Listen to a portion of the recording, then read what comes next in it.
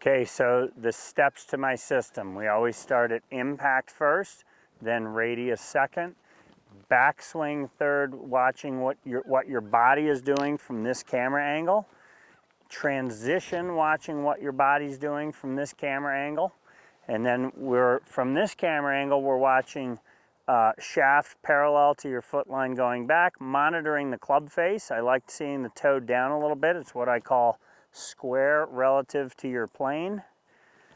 And then I want to see the transition fall a little bit to the inside, because as we're adding turn, that will start to zero it out. If I'm just doing distance wedges, I won't see as much of a drop to the inside, because that would be more of a power move.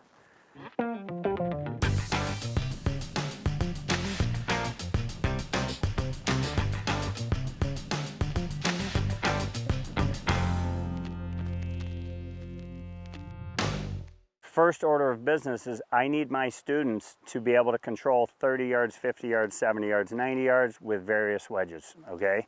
So that's where we check for impact, that's where we check for radius. I'll have them hit golf balls where, okay, we're stopping, we're able to check, see what we just did to produce the ball flight that just occurred and the distance that just occurred. So we'll swing it waist high to waist high, chest high to chest high, maintaining as big of a radius as I can, shoulder high where the right wrist is level to my shoulder. Again, about chest high to shoulder high on the through swing, keeping that radius maxed out. Makes it very easy to control your distances. Any golfer, if they wanted to improve immediately, let's get you really good at 30, 50, and 70 yards. Anybody can become a single-digit handicap at those distances following that system. My elite players, the last thing we're working on is trajectories. How do I launch one low when I'm hitting into a wind, or how do I launch one high when I need to?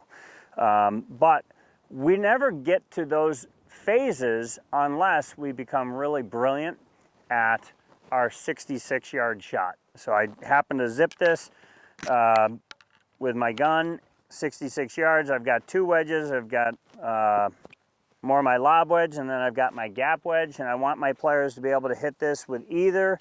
Today's pin is middle, slightly back of middle, so I'm just going to start with my gap wedge. 66 yards would be just above waist high with a mini turn. Again, I'm just looking for full radius when we get done.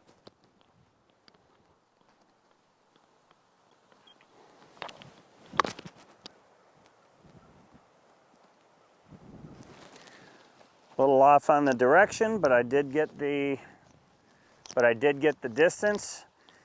And again, each of these shots we should see similar trajectories.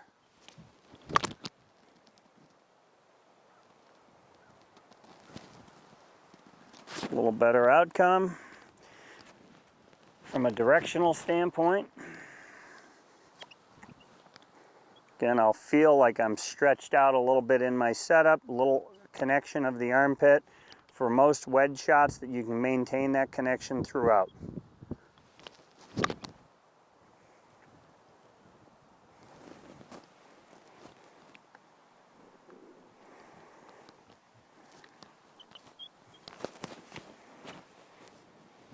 Let's try and jar one here.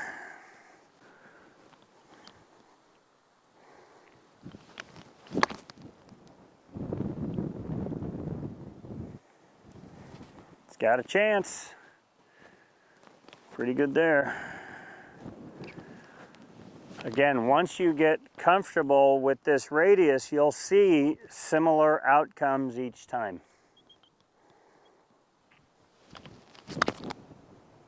When it comes to monitoring your success as a golfer, I'm looking at, let's get the distance wedges first. Let's get you to hit it as far as we possibly can.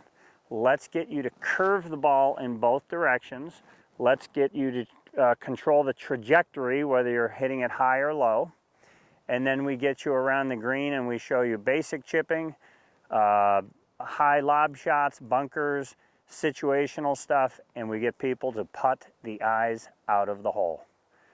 That's the progression to become a really good golfer. I like having my students start from 60, 70 yards and in, and let's make you a solid single-digit handicap from there. If you're one of those golfers that doesn't hit it very far, I'm a big believer you can become a 4 handicap from 60 yards and in. For Impact Snap, I'm Marty Nowicki. Please hit the subscribe button down below. Click the bell notification. That way when we put out more content, you get notified. Please leave your comments down below because that helps us to create more content for you. Like this video, our ratings go up, and more golfers like you will be exposed to our content.